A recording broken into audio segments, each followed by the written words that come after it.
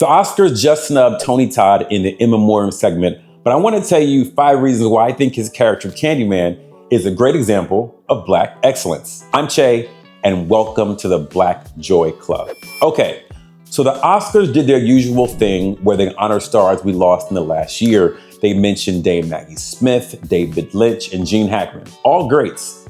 But no Tony Todd? He couldn't even get a shout out? Listen, this dude wasn't just an actor. He was a force. He voiced Venom in Spider-Man 2.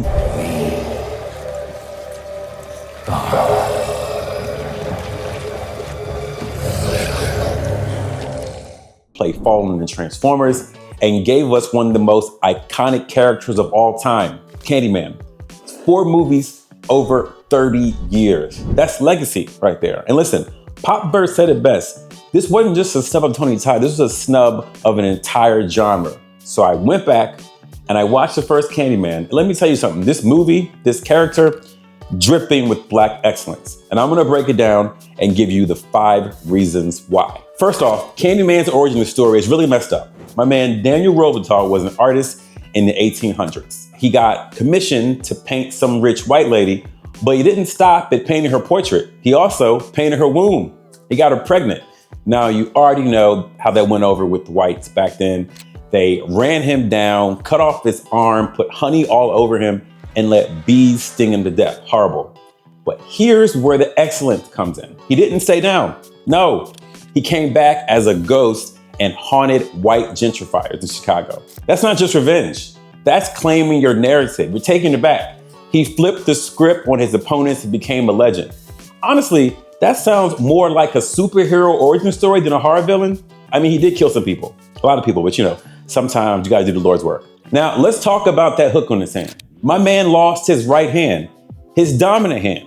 But did that stop him? No. He was out here committing first-degree murders with one arm like it was nothing, okay? Black people have always had to do more with less, and Candyman was no exception. When you think about it, the only other fictional character I can think of with a similar situation is Captain Hook, but he's somewhere in Neverland blaming Peter Pan for all his problems. Meanwhile, Candyman is out here handling business like a boss. No excuses. Okay, this one might be my favorite. For a killer ghost, he was very polite. You had to ask him to come 5 times before he even showed up. 5 times. That is commitment to consent right there. Jason Voorhees and Freddy Krueger could never. They just showed up, uninvited. Freddy would pop up in your dreams, which is so disrespectful. And Jason would kill you for having sex at summer camp. But Candyman waited until you were absolutely sure you wanted him to be there before coming and doing his thing. That's Black mama manners right there. You don't go anywhere unless you are invited. Apparently, Candyman was raised right. Let's talk about that jacket for a second because it deserves its own spotlight.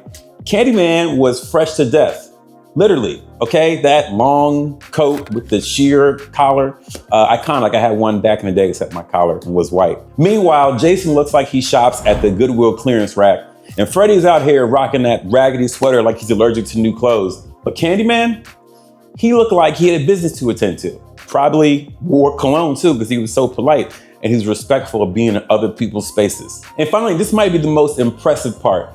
My man committed multiple homicides and never spent a single day behind bars. Brothers out here doing time for weed possession. Candyman is putting up serial killer numbers. Cops never had anything. That's next level excellence. So there you have it. Candyman isn't just a horror icon. He's Black excellence personified. From turning tragedy into triumph to staying fresh while doing it, my man is setting the bar so high. R.I.P. Tony Todd. Thank you for tuning in to the Black Joy Club. If you like this video, hit that subscribe button and share with someone who needs to hear stories of Black excellence. And remember, Black joy is revolutionary. Keep shining.